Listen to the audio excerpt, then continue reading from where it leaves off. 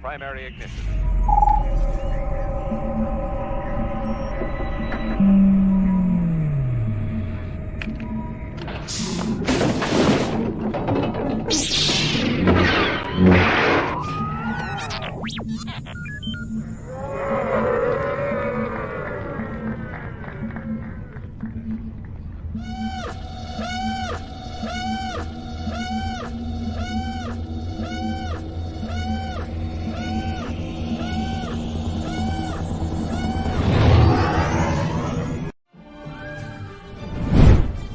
Hey guys, my name is Lauren Mary Kim. You may know me as the motion capture double for Ahsoka on Clone Wars Season 7. Be on the lookout for Summer of Snips on the Virtual Cantina Network.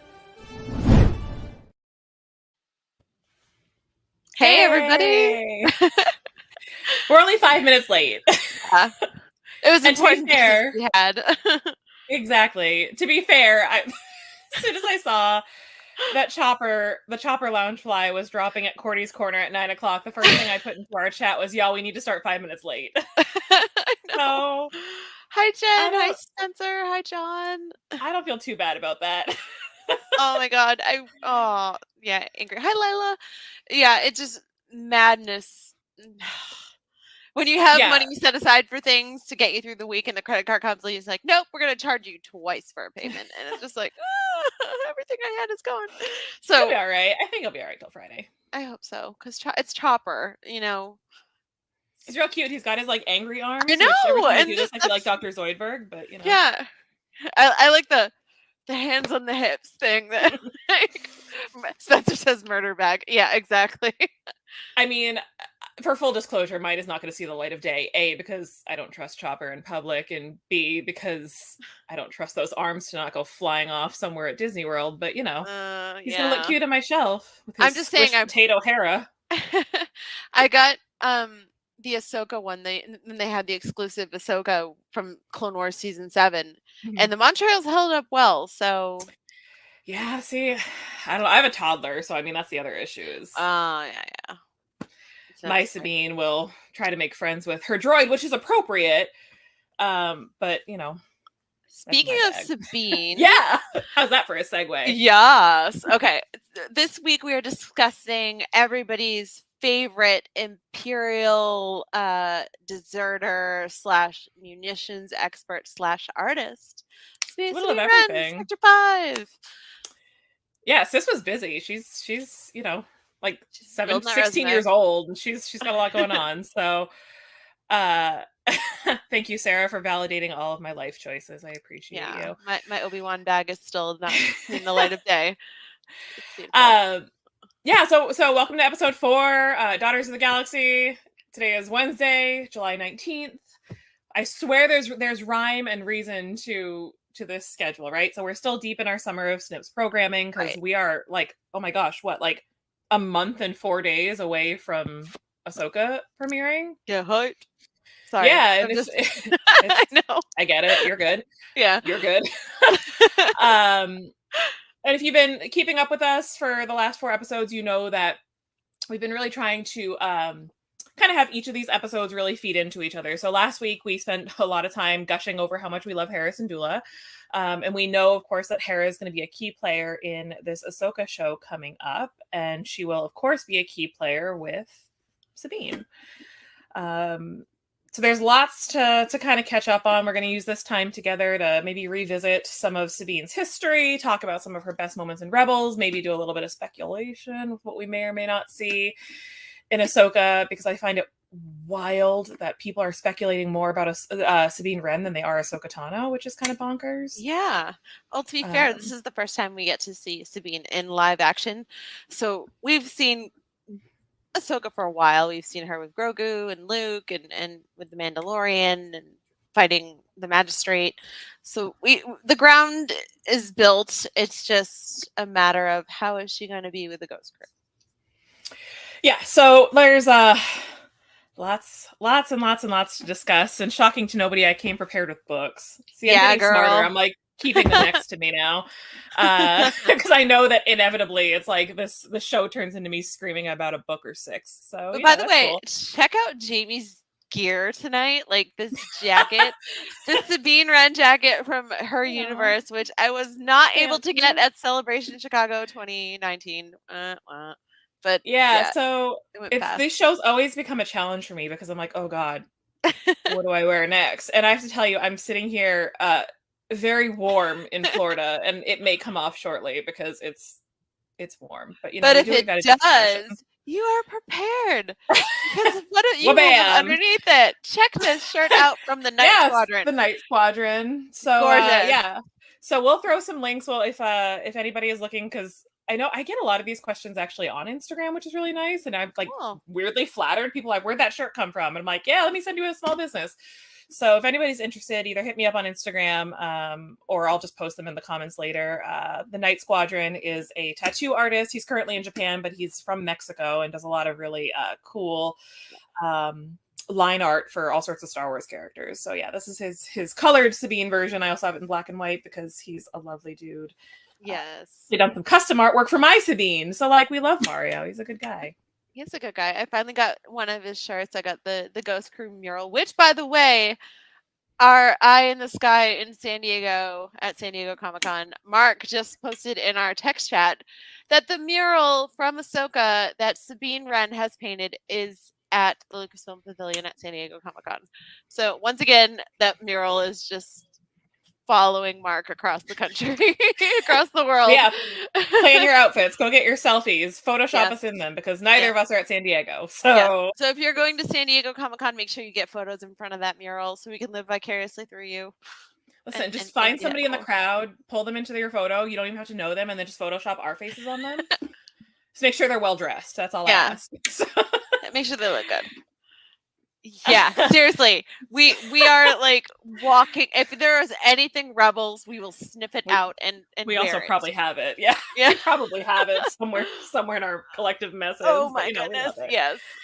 So anyway, gosh, we should probably start talking about Sabine, shouldn't we? Yeah. Well, we were, but we were close. Distracted. Yeah.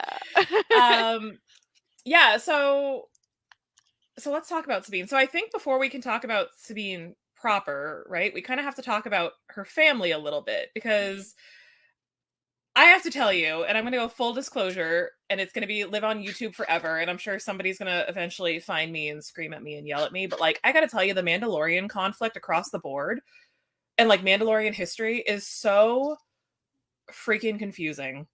And it's like, there are so many little groups of Mandalorians fighting other Mandalorians, and these Mandos hate those Mandos, and these Mandos live in some weird, like, they live on a moon. And it's the Mandalorian history is so bonkers and so crazy, and it gets a little bit complicated to keep up with. So with that in mind, we're going to do a really high level kind of look at who Sabine is as far as Mandalorian, I guess, history goes, right? So she's the daughter of Ursa Wrenn. Ursa Wrenn, famously a pirate Mandos, famously of the Night Watch. So let's talk about the Night Watch. The Night Watch. I'm thinking about the Night Owls and the Death Watch. See, it's already happening. Like, somebody in the comments is going to be like, fire this woman immediately. Come on now. The Death Watch. So Ursa is famously a member of the Death Watch, who, if we go back in the Clone Wars, were the Mandos that didn't like Satine. They didn't like the pacifist rule of Mandalore. These are, they're warriors, and they didn't think that they should be under a pacifist rule. They really wanted to embrace that warrior sort of culture and way of life. So Ursa herself, as Sabine's mom, has had kind of a complicated, one might argue, terrorist way of life, depending on what side you're on. Right? I mean, yeah, that's pretty accurate. Yeah, she was a terrorist. From a certain point of view. Exactly. The popular point of view, Ursa Wrenn was a terrorist. I said what I said. But she's kind of balanced out, right, by this artist. This artist guy, Ulrich Wrenn, who is Sabine's dad. He's awesome. He's, like, honestly, that man just, like, yeah, so loved. Oh, Sarah, you say, isn't Death Watch also the group that backed Maul? Sure is. It sure is. Not only did they back Maul, they ended up turning into Maul Shadow Collective, and then in this weird timeline that we're in right now with the Mandalorian, the Shadow Collective splits into the Mandalorian. What is it called? I took notes. The Mandalorian Resistance, led by Bo-Katan, and then the others that end up staying loyal to Maul's ways, which are the Mandalorian Super The Commandos. Maldalorians, as John The says. Maldalorian Super Commandos. Yeah, accurate.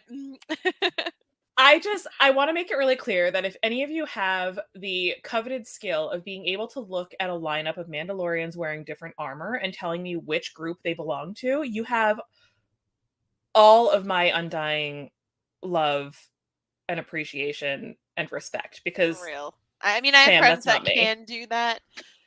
It ain't me. But it ain't me. No, I can't do it. It ain't me. I'll I think back to my Mandalorian costuming friends, James and the crew. Yeah. yeah, and like the horns thing, which is always really confusing because like some of them have horns. And the one thing that I do know that I love so much about Mandalorian armor is actually, of course, Sabine's armor. It's that night owl helmet with a very sort of angled, rounded T-visor, which is really cool. So but all of this to say, this is really important background for Sabine as a character, because, you know, in last week's or our last episode, we talked about Hera being, you know, really forged by war, and she's always been in a war. Well, Sabine's whole lifestyle has been, you know, her whole family history, her whole lifestyle has really been a war, but like on her own planet.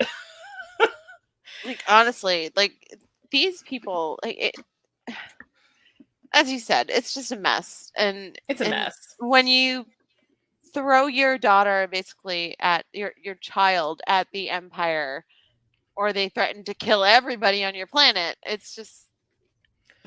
Well, right, so let's talk about that, right? So just when the Mandalorian conflict can't get any more complicated and stupid, here comes the Empire to be like, guess what? We're building an Imperial Academy on your planet. Deal with it. Yeah. Deal with it. We're going to take all of your resources, too, while we're at it. Right? So, listen, Mandalore has been through it, and you could argue that some of Mandalore going through it has been their own fault, but some of it is definitely left to the Empire. Yeah.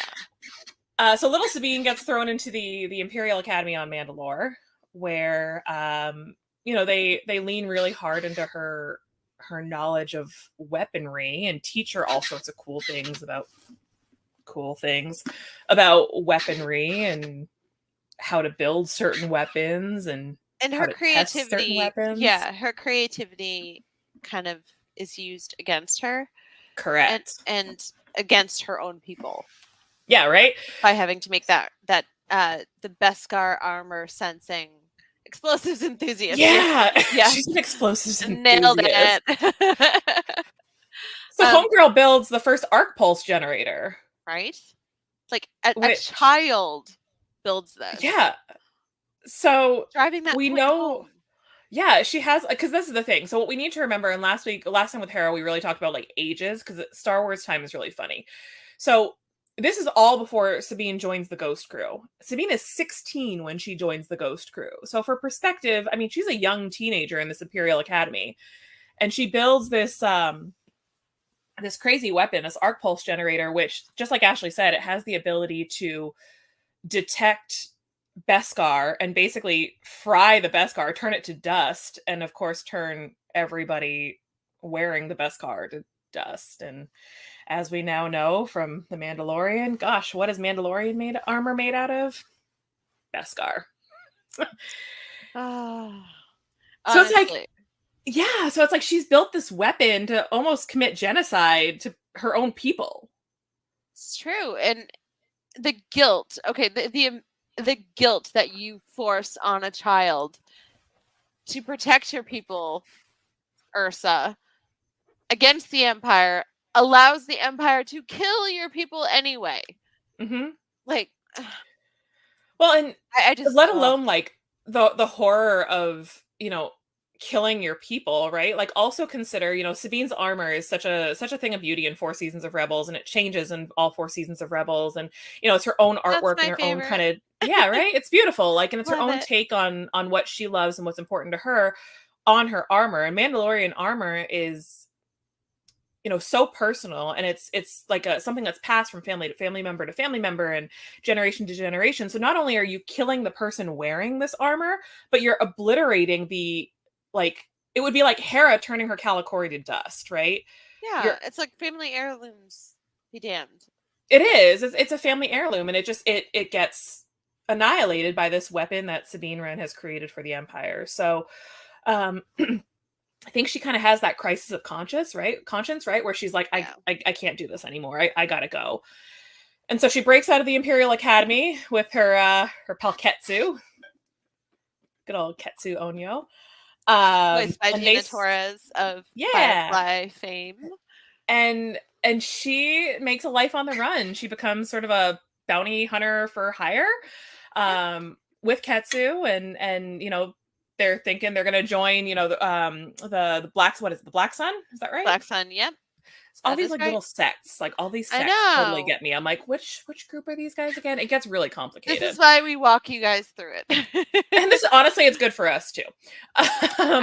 So she joins up Ketsu. They have a really ugly conflict. They went from being super good friends to Sabine kind of starting to call out Ketsu on being maybe a little greedy. And Ketsu kind of leaves her for dead. Ooh. Wah, wah. So that kind of leads us to the beginning of her story with the Ghost Crew. And she joins up at Kanan Jarrus's request, sort of seeing something in her, which I like to think he's kind of seeing a lot of his own struggle within, this young kid. And she joins up on the Ghost Crew, making the 5th member of the Ghost Crew. Of course, that means that her call sign is Spectre 5.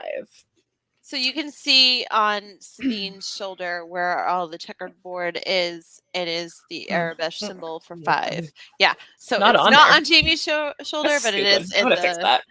Yeah, just patch it on. I'm sure you have patches. I do. Yeah, I'm sure you just have them. I do. Right. So we don't get to see a lot of her sort of beginnings with the Ghost Crew, because by the time the show obviously starts from the perspective of Ezra. So we don't really see a lot of her struggle, but y'all know me. I brought some books. So if you're interested in some of Sabine's like really personal stuff, this is actually a kid's book. There aren't a lot of like adult literature books out there for Sabine. They're mostly geared towards kids, but this is actually one of my favorites. I love this book. It's super cute, and it's like just a fun, easy read. That way. Yeah. I always get it backwards. So this is called Sabine, My Rebel Sketchbook. It's a kid's book. It's like a picture book, but like it's fun because it's all written. I still get it backwards.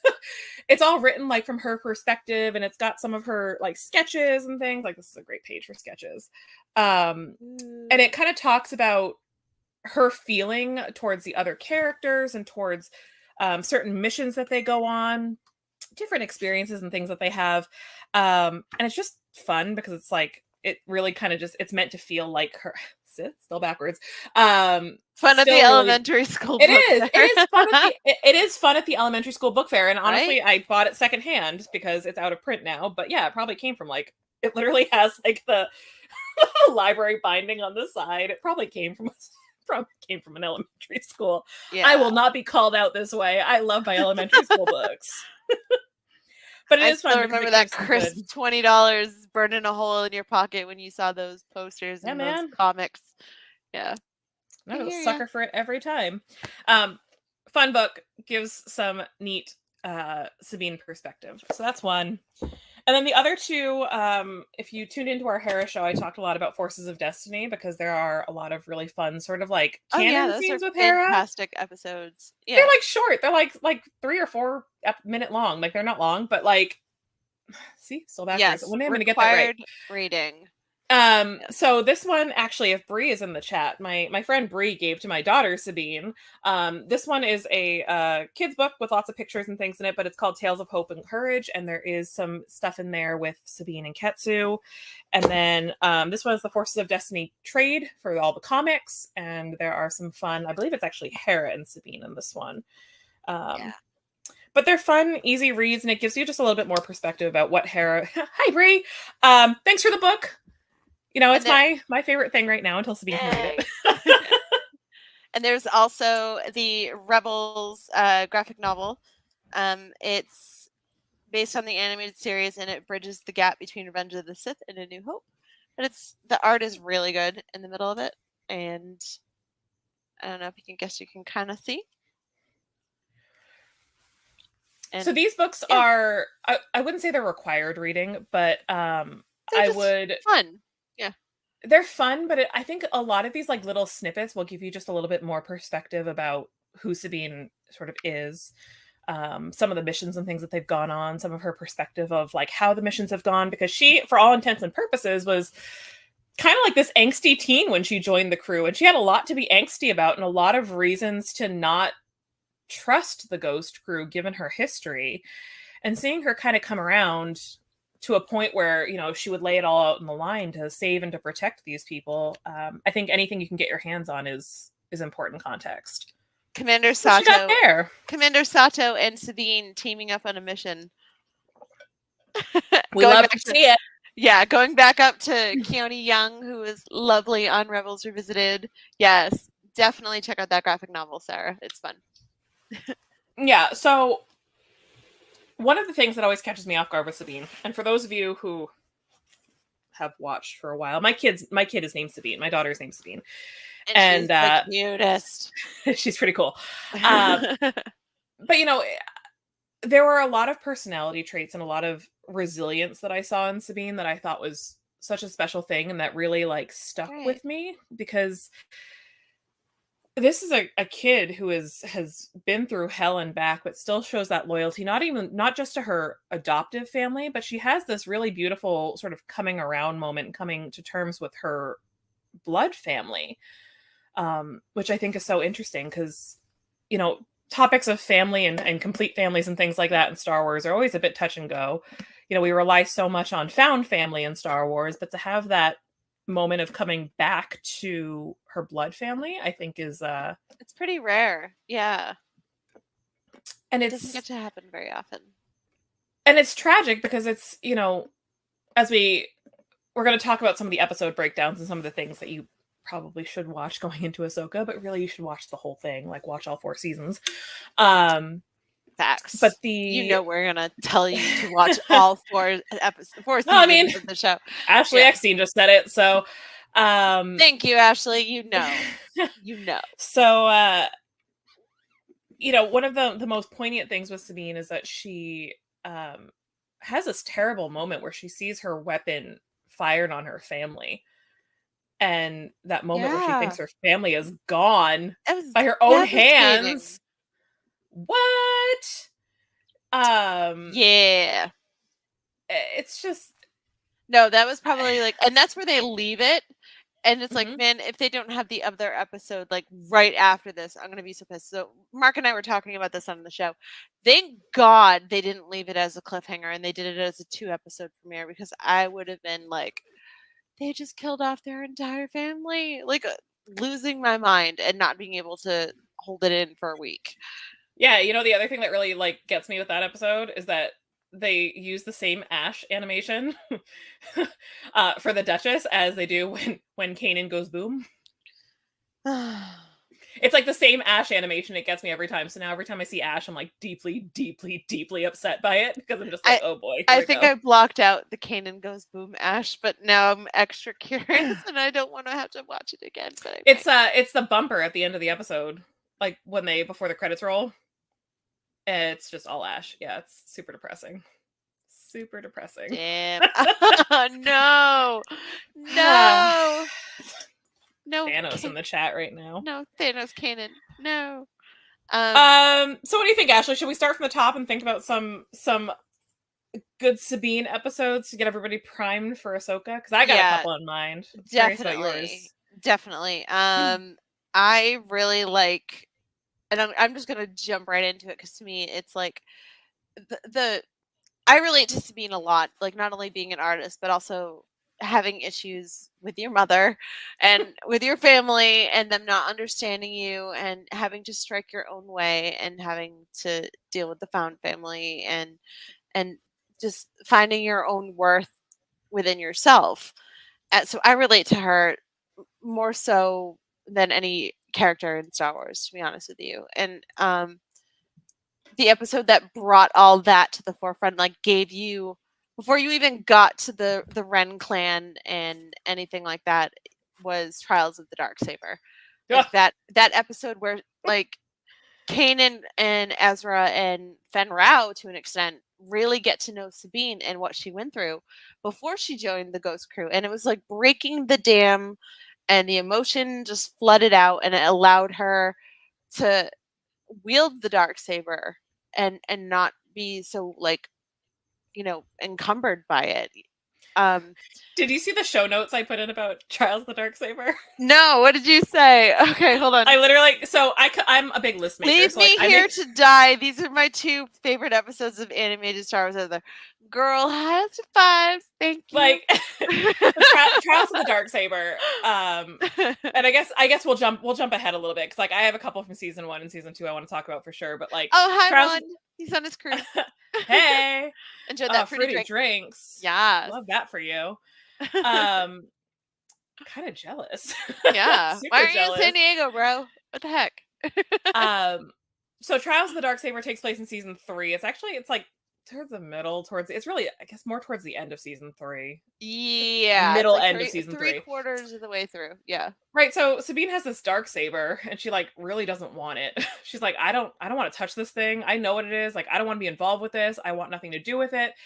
And they kind of realize that like if Sabine wields this Darksaber, like that's a huge win for the rebellion because she has the power to basically control Mandalore. I mean, she could bring those Mandalorians, unite them and have them kind of help fight for Hera's cause. So it's a little sneaky on behalf of like Kanan and Hera because like she's saying, I don't want to do it, I don't want to do it, I don't want to do it. But like they understand that like this is a huge opportunity to help advance their rebellion, but also to perhaps, restore Mandalore, right?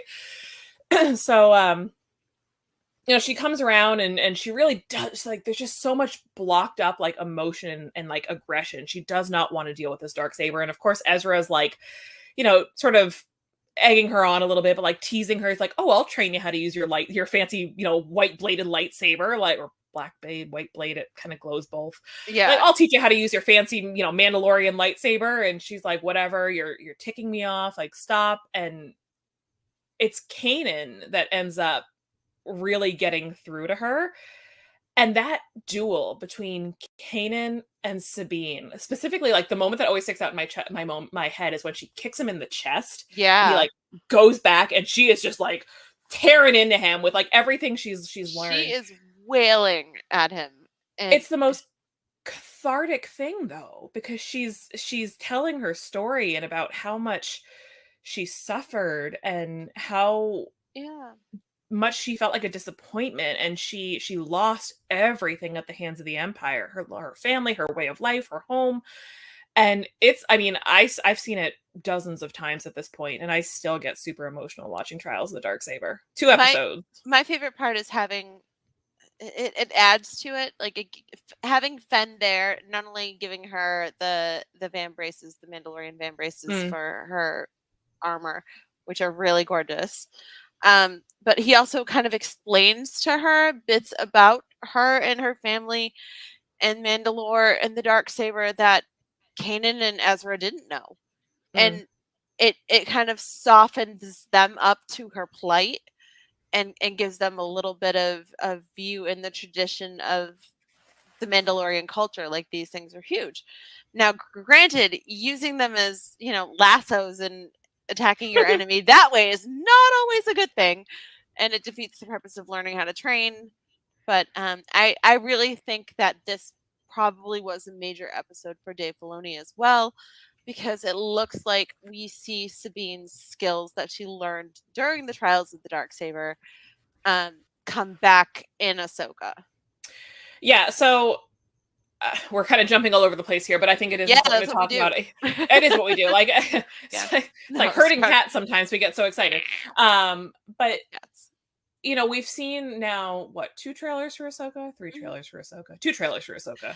Technically 2 official trailers, but we kind of snuck in that that like weird, like, we're not seeing this, but we're totally seeing this moment. Right. So I have to tell you, and Ashley and I could not be any more different about this impending Ahsoka show. We have very, very different points of view on this, and I think that's why it's going to make for such an interesting dialogue for us, not just on this show, but on other viewings, right? So in this new trailer that we've seen, there's a lot of Sabine focus on this new trailer. But there's a moment where she's wielding what is very clearly Ezra's lightsaber. So we know that she's whipping that thing around and she knows how to use it. But there's also a moment where across the table, she calls Ahsoka master. And I have to tell you, I know that there's a lot of enthusiasm and there was a lot of excitement around calling Ahsoka master. And now everybody is like wildly speculating, right? Like, is she force sensitive? Is she going to actually be trained? But here's the thing. This is why it's so important that we watch Rebels, because we need to go back and remember that it isn't Ahsoka who trained her how to duel. It was Kanan. And moreover, if Sabine is force sensitive, I have to believe that that is something that Kanan Jarrus would have picked up in 4 seasons of Rebels. Right. Absolutely. There's a difference between training someone to wield a lightsaber because it is their weapon of choice and it's their way of honoring their friend. Like Sabine has blasters, she has paint guns, she's a munitions expert.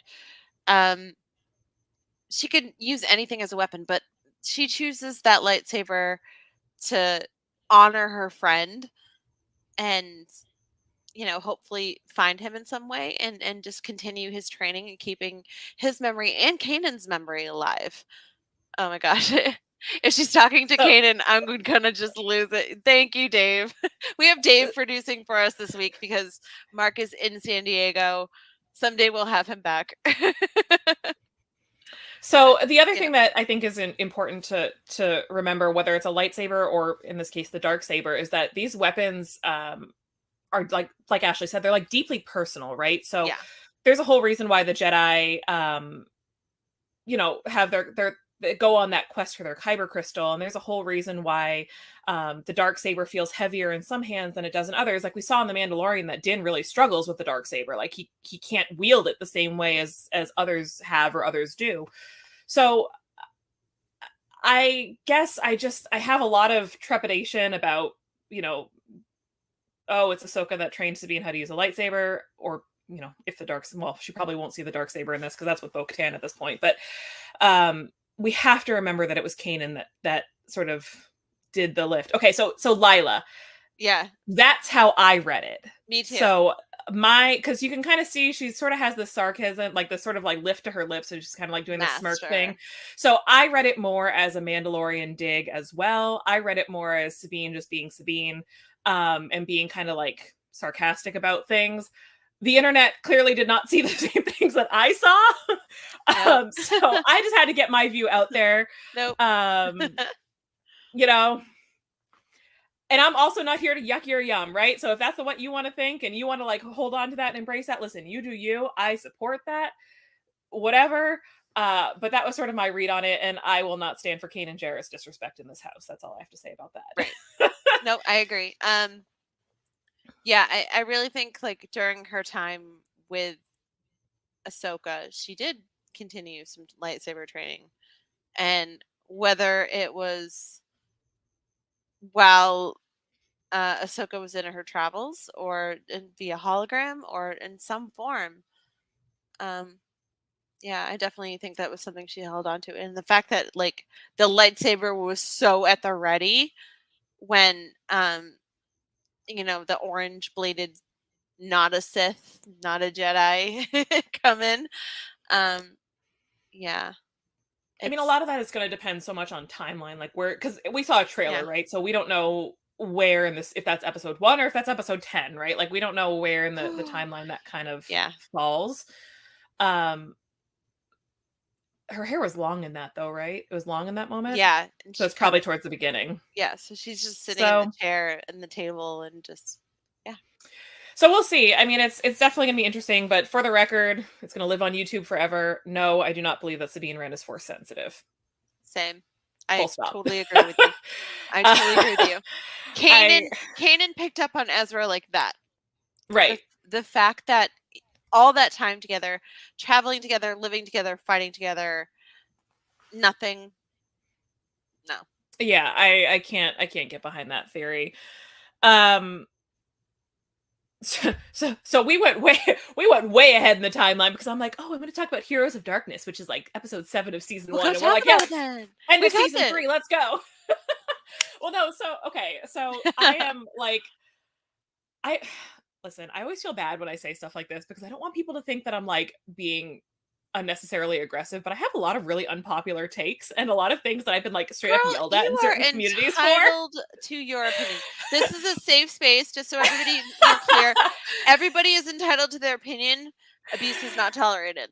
No shenanigans. Great. I'm going to go ahead and say, with all of the respect and the love and the adoration in the world that I have for Vanessa Marshall, that I absolutely cannot stand the space mom moniker for Hera, and here's why. That episode is called Into the Darkness, or Out of the Darkness, excuse me. I'm getting my High Republic stuff in my brain now. It lives there now. It's rent free, baby. So let's talk about Out of the Darkness for a second. So Out of the Darkness is such a great episode for Sabine. This takes place early in it's episode 7, and Sabine is like not having it with Hera. She is tired of Hera sort of doing like the secrecy thing.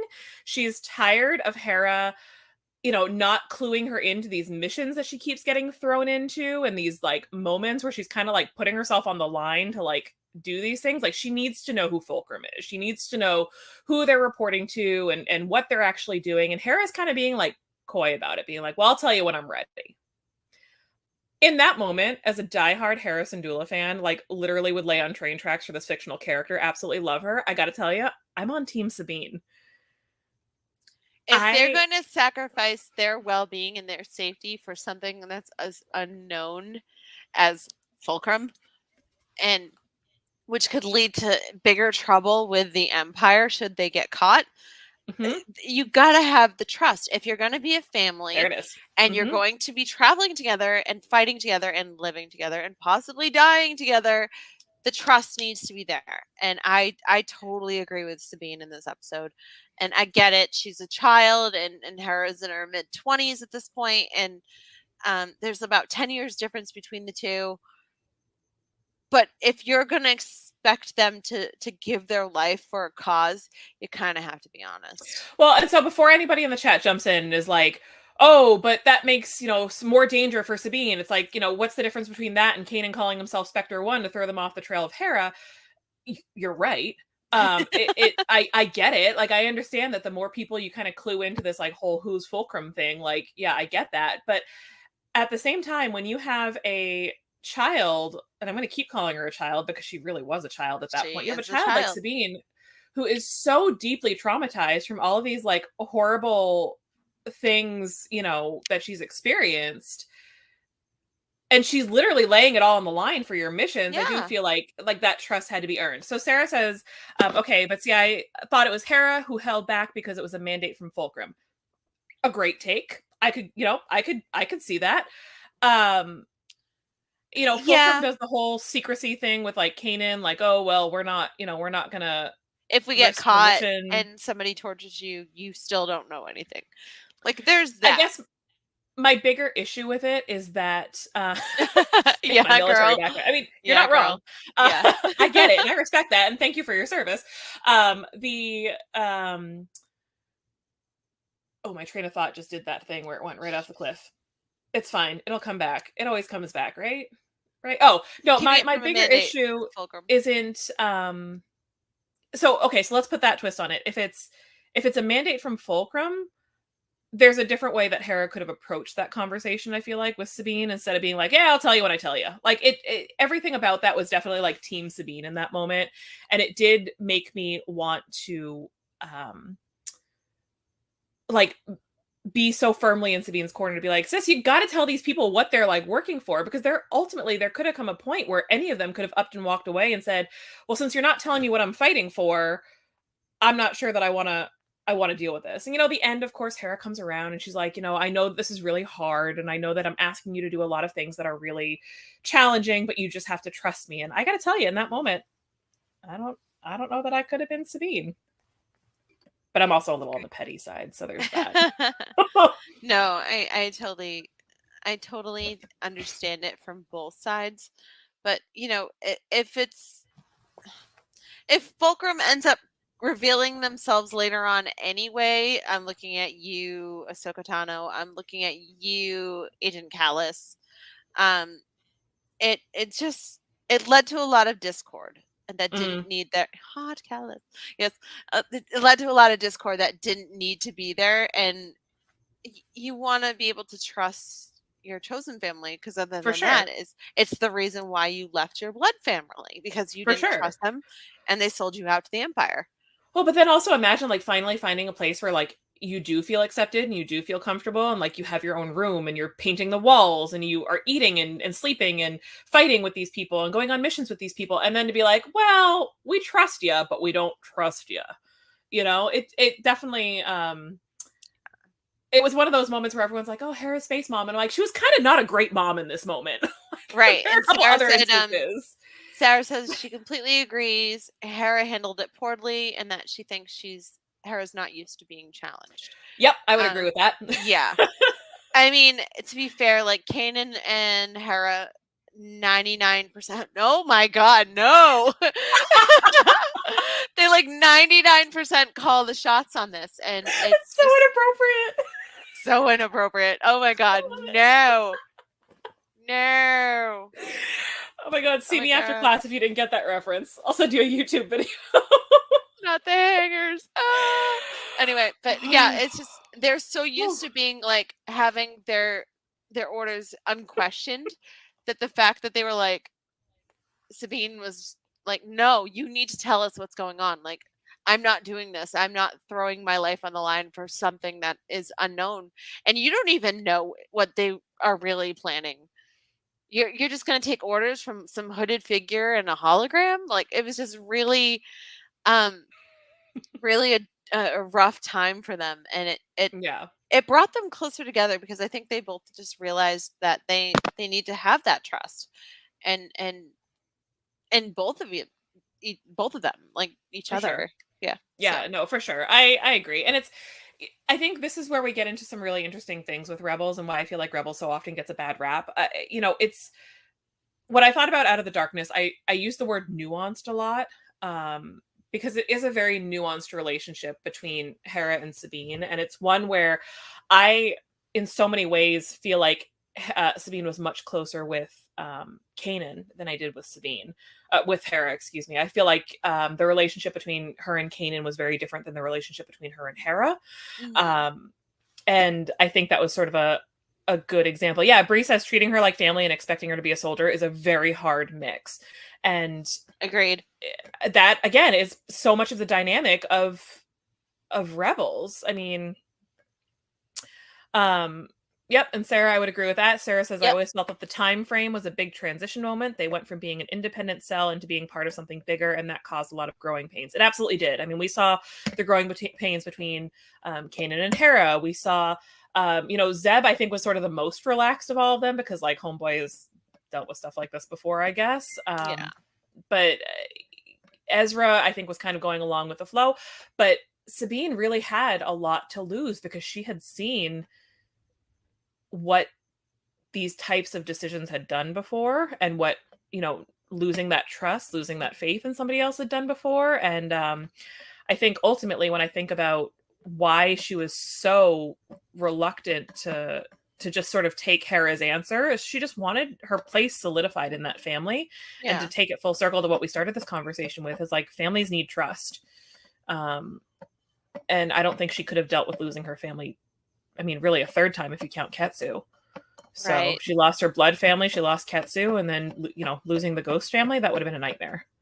So it's just it's something that they needed to discuss and rail together when they did. Because can you imagine if they were into season 4 and all the chaos that happens in season 4, and they still don't trust each other, like, completely? Oh, I mean, even sooner than season 4, right? Because like we go into like Fire Across the Galaxy. Yeah. No, I'm just saying, but like, if we went that long in the series without them having this conversation, like, it was just something that needed to be had.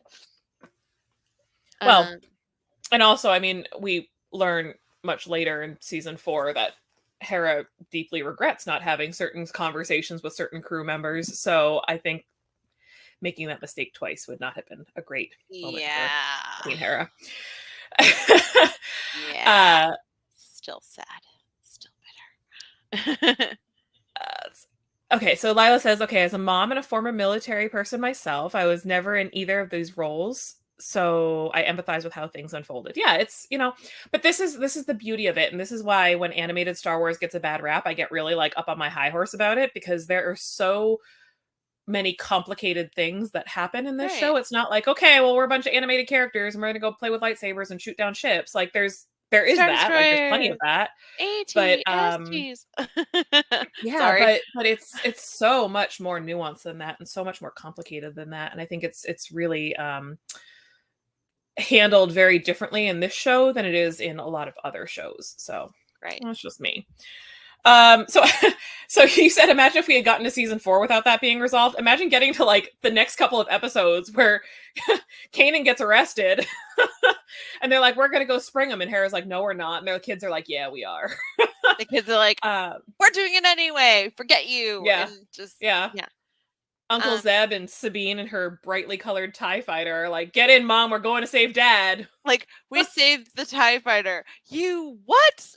I told you to destroy that thing. Yeah, that was honestly, it was, and even Hera admits it later, like she was glad that she listened, that they didn't listen to her and they went out and did it anyway, even though it was very, very dangerous. And that TIE fighter you could see from hyperspace. Oh, I love it. I love it. And like the logic was flawless, right? She's like, you'll be able to see it, but she's like, a ship detector is not going to be able to see what color it's painted. And I'm like, yeah, girl. Yeah, you're right. You're right. Yeah, go put some more fluorescent paint on that thing. Let's party. So I generally, as a rule, don't like any of the Imperial ships, but man, I loved that TIE fighter. Whew, I love that TIE fighter. It is so cool. If we get a HasLab for a TIE fighter, like that needs to be happening. I'm telling you. I'm already poor. Let's not tempt fate here. I already have money. Facts. Yeah, I hear you. So some other great episodes to kind of keep in mind as we get into Ahsoka. Will this directly impact Ahsoka? No, but it's an important sort of moment in Hera's. I keep saying Hera. One track mind. It's an important moment for Sabine. Happens in season 2 is when we see Ketsu Onyo for the first time. Yes. Once again, played Gina Torres. Yep. It's what do you think? Are we going to see Ketsu in Ahsoka? I would buy. And maybe if they continued like a spin-off of like Rebels and just kept going, I think we'd see Ket. But it might be cool in some way. So like we know she makes it 'cause she survives through the end of the Battle of Lothal. Right. So like we know she makes it. So like yeah, I mean, and Gina Torres playing her, like, wouldn't be mad about that. Right? I would be really into that, actually. She's perfect. She's brilliant. She's beautiful. Yeah, so it just sort of gives you that background of like another time when the people that Sabine trusted kind of let her down a little bit. And she was, when a mission went belly up and she got she accused Ketsu of being a little too greedy, and Ketsu pretty much left the poor girl for dead, which like traumatizing for your BFF. So yeah, so Ketsu is an interesting character. They obviously come back around and they end up sort of rebuilding their friendship, as we know from that episode of Rebels. Ketsu ends up kind of thank you, frenemies is right, Jeff. Thank you, Jeff. but Ketsu comes around and of course helps them out and gives them the moment to escape, I guess, which is nice. Her armor is so cool too. Like it is really her cool. Hair, her cool hair. Yeah. I've yeah, love her. Ketsu comes up quite a bit in Forces of Destiny, so like I wouldn't be mad about seeing Ketsu come back. I also will tell you another unpopular opinion, because like listen, I'm just gonna get a t-shirt.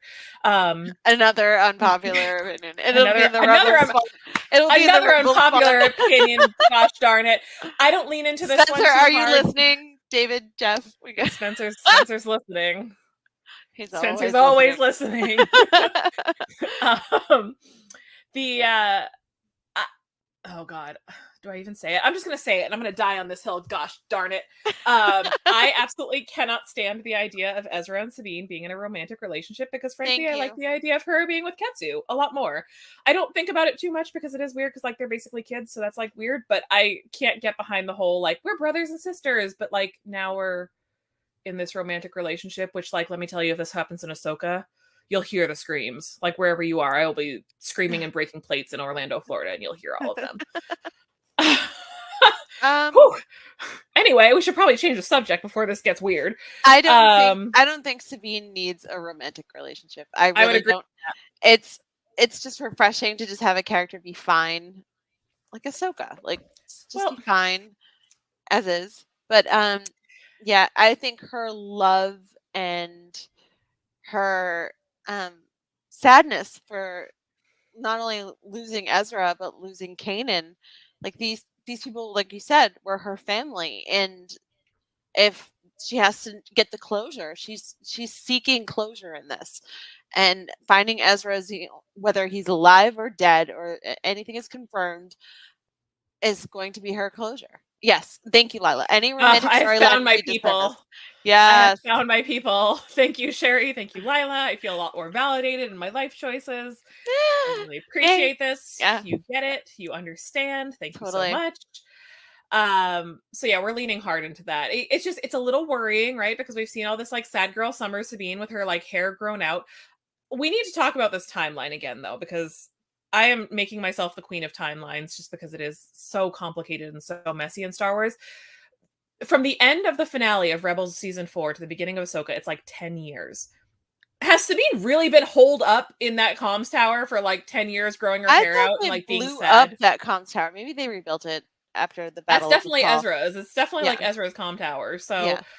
It's I got have a lot of the anti bucket head on the wall. It's got Mhm. helmets everywhere, so it's still very much. I got a lot of questions about what Homegirl's been doing in that comm tower for 10 years because again, one of my biggest upsets with this show is like, I just don't believe for a second that Sabine and Hera would just be like, well, we're gonna do what we can for 10 years. Tangled. I'm sorry. I feel so called out right now. I feel so called out. So called out.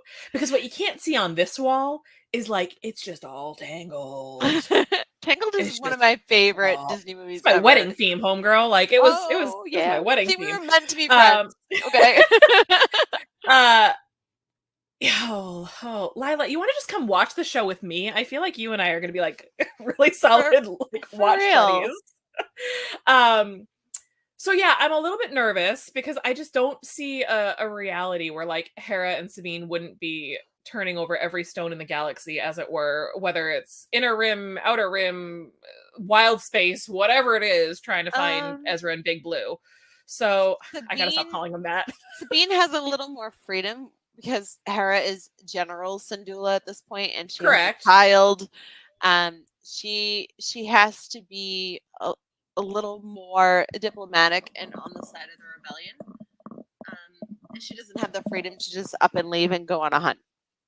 And I think that it allows Sabine the freedom to do so if she so chooses, but she kind of. John, I want to be wrong. Let me tell you, I see your comment. I don't think she was there for 10 years. I think she moved in after traveling with Ahsoka in their initial search for Ezra. I want to be wrong. Here's why I am concerned.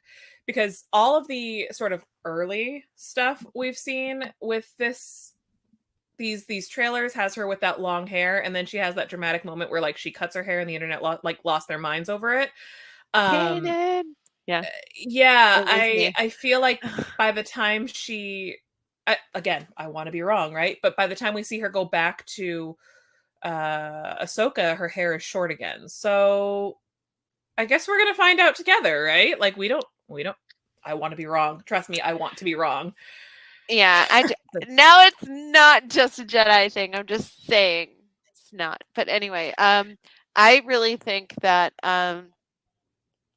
having her take this time apart and just kind of grow herself and get the strength that she needs to maybe try again. I trust Dave Filoni. I read that he's been head writer in all of the episodes of Ahsoka. So I trust him not to screw it up and to Just be gonna respectful let you of keep canon. talking. Yeah, you just keep drinking the juice, the Melu run over there, lady. It's just No. water, I promise. It's It just should be water. Melu run juice, but yeah, I'm that's my deep in my feelings on it. can't say anything nice, don't say anything at all, so I'm gonna I enjoy this water. understand. Okay, you're allowed to But here's the say. thing, and listen, fam, like, this is why I love doing the show with Ashley, right? Because I feel like if you have a show where everybody agrees on everything 100% of the Bingo. time, it's It's not lame. interesting. Sounds So fine. Talking heads. I am not the biggest fan of Mr. Dave Filoni, and that's fine. It's all good. Oh, there it is, Sarah Barnes. Hey, so I am not a huge fan of Dave Filoni, and that's okay. I have no ill will towards people who love him, and that's fine. But I worry about things because of exactly what Sarah just said. There's been a lot of retconning going on, and a lot of these works that have been retconned are like literally like 5 years old or less. So it's a little bit confusing and it's a little bit worrying. And as I've said before, I would love to be wrong. Like, I would love to be wrong, because when you care about characters the way that we care about characters like Sabine and Hera and Kanan and Ezra and Chopper and Zeb and on and on and on, you only want the best things for them. And if the best things are for them are Dave writing them, then that's great. Let's run with that. Let's roll with that. If the best thing is somebody else writing them, or trusting another creator to run with them, whether it's like an E.K. Johnston who wrote the Ahsoka book, or it's Marvel and the comics for Kanan, you have to love something enough to like let it go and let those stories be without having to retcon them in a TV show. So all this to say, as at least for me, as I continue appearing on this show and on this network, I'm not actively here to like bash Dave Filoni, but I am actively here to question some of his choices. Yep. So, I feel like you have to say that, because I don't want people thinking like I hate, No, I hate the man. I'm just going to sit here and question him. It's respectful. So anyway, with all this in mind, we have to give a shout out when we talk about Sabine. We have to give a shout out to the two performers that have brought Sabine to life. Of course, Tia Sakar lent her voice to Sabine for 4 seasons. Yes. I can't imagine any, like, I see a picture of Sabine and it's just her voice in my ear. So really, really incredible casting there. Really grateful that we had Tia Sakar for 4 seasons. Right. You know, I also think it's really important that with Sabine being, you know, an Asian coded character, that we had a person of color, who I think she's Indian, if I'm not mistaken, Right.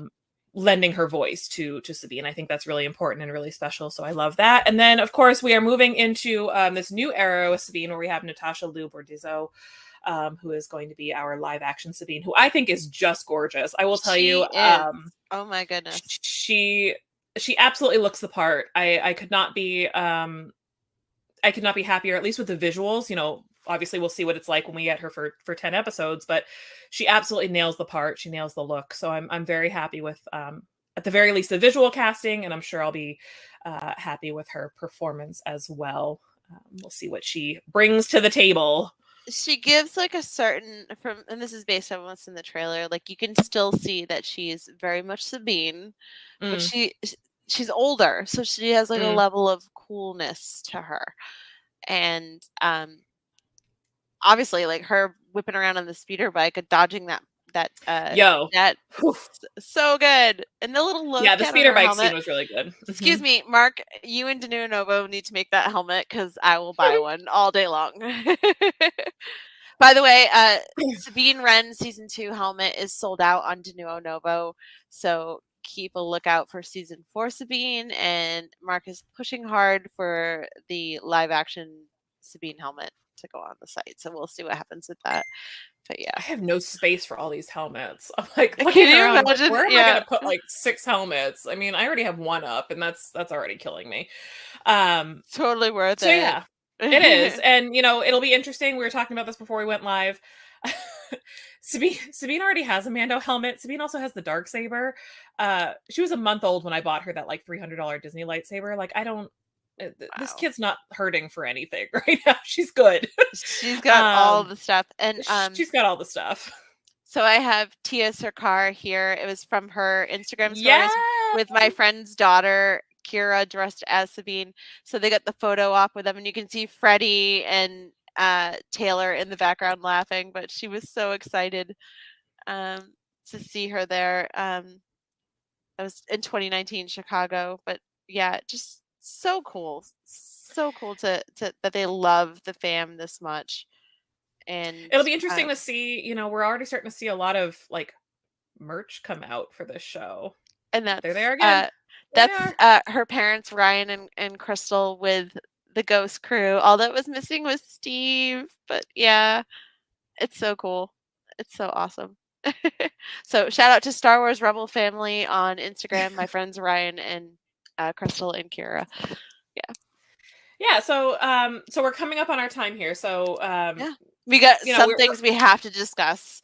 Yes. We have the VCN baseball jerseys that are available until the end of this month. So make sure you get your orders in now. Spencer's got the first 2 batches in. 2 weeks. There they are. 2 weeks. Yes. So make sure you get your customized jerseys ASAP.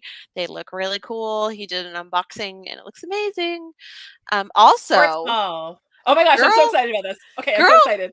We have shirts. We have merch. We got merch. Okay, check this out. Oh my god, I love this. When? Okay. You can get your fashionable Daughters of the Galaxy logo shirt that you see Sabine wearing here. Let's party. I'm psyched. Yes.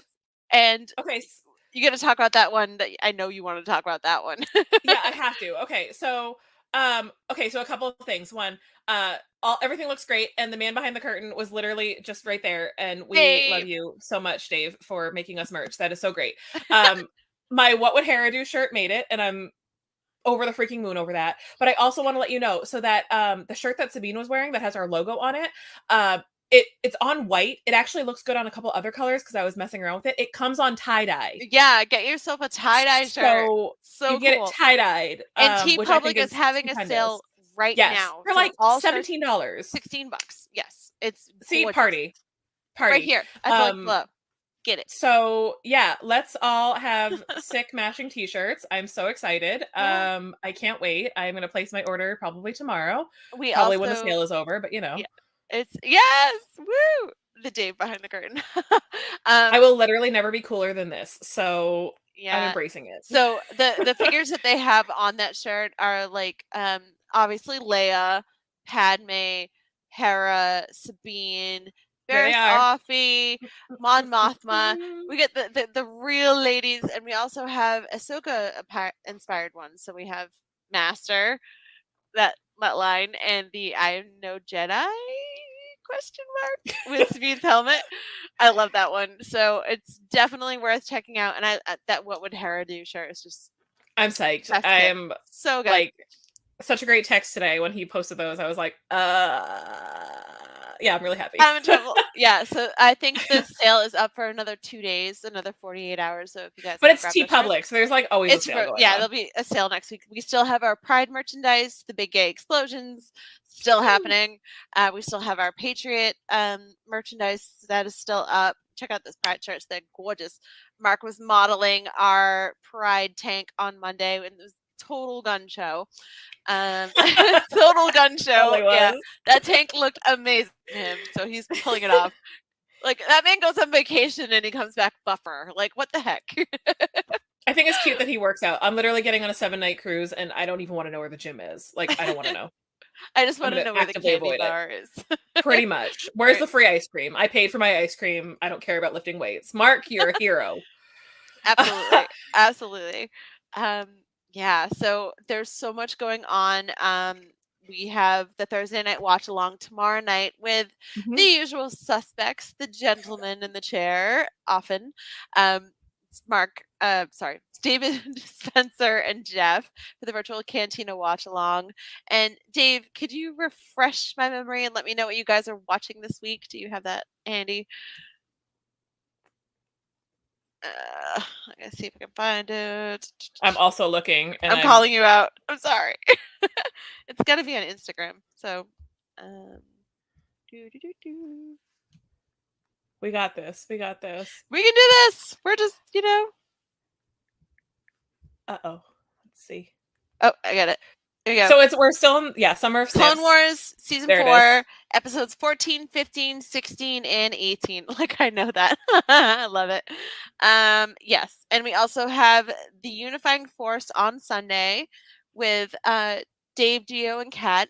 And they'll be discussing what if Ahsoka had not left the Jedi Order. So make sure you tune in for those. It's going to be amazing. And of course, Mark will be back with me on Monday for Rebels Revisited. That is if everything goes well in San Diego. I know it's going to be a long weekend, and boy is probably going to be tired. But yeah. Yes. So we, as we talked about, as we open the show, we are trying really hard to link all of these characters together, especially as we get ready for the summer, or as we culminate the Summer of Snips with the beginning of Ahsoka. So that Ahsoka episode is on the horizon. We have one more before Ahsoka, who I think is Mon Mothma. Yeah, it is. All right, there it is. It's Mon Mothma. So we Yes. have Mon Mothma on the docket. We have Ahsoka on the docket. We have a very interesting show with Luminara and Barriss coming up. So we're excited about that. Yeah. All this to say that we are also, we appreciate the audience participation on this. So of course, if there are characters that you want to see or characters that you think we should see, we have a list going, but that certainly doesn't mean that we wouldn't be open to the idea of moving names around if need be. So you can either hit us up in the group, you can message us, you can hit us up on Instagram, whatever it's going to be. And we want this show to be as much for you guys as it is for us, because it's not a passion, it's a passion project for us, but it's, we appreciate the fact that you guys are here too, of course. So we get really nerdy, and we want you guys too. So yeah, very excited. And honestly, thank you guys once again for another awesome week. Yes, Pelly, we got to get into Pelly. Like, we'll do. Listen, I had this like fleeting thought as I was working on like 2 hours of sleep the other day, because like Pelimoto definitely came up on my list, but like I think I'm gonna go crash the Jedi Archive show and go talk about Avar Kriss and Vernestra. Can we get would it be weird to have one of them on this show so I can talk about High Republic women? No. Can you read the books, Ashley, so we can talk about High Republic women? Give me a list and I'll start ordering them. I really want to read the first one. I have the graphic. I have the Light of the Jedi, and I have the first graphic novel. So. Yeah, I don't read those yet. Here, wait. We got lots to get to before you get there. Girl. Yeah. Yeah, definitely Fennec Shan. Sarah's like, let's do High Republic. Of course. Yes. Mm-hmm. Fennec is so long as I have air in my lungs, there will be a High Republic women, because... Oh, Claudia Gray will be in Boston. Oh, come on! I'm going to forward my therapy bills to that woman. Yeah. Let's party. You can come to my table. Just fly up to Boston. You can use my exhibitor badge. You can go and be like, listen, I have questions now. Would love to talk about Marva and the one F-bomb that we could have had. R.I.P. Marva. R.I.P. F-bomb. Chickened out, Disney. You chickened out. All right. Lila, message me. I'll get you the list. Ashley, I'll just text it to you. I feel like I've texted it already, but that's all right. I have it. I have it. No, you did not, Queen. I have a toddler. I don't remember what I did 5 minutes ago. So, Dr. Afra, that's definitely on the list. Absolutely. We love a trash human. That's for sure. Find her. Yeah. We have an F-bomb shirt. Yeah. All right, friends. Well, with that in mind, thank you once again for joining us, spending your Wednesday evening for us. We hope that we did our girl Sabine Wrenn justice. We hope that you're excited for Ahsoka. We hope that you will join us again on our next show 2 weeks from now. We're going to be talking about the one, the only Mon Mothma. Mon Mothma's back. Yes. All right, friends. Have a good week. Until then, may the Force be with you. We'll see you soon. Bye, guys. Bye. Look at these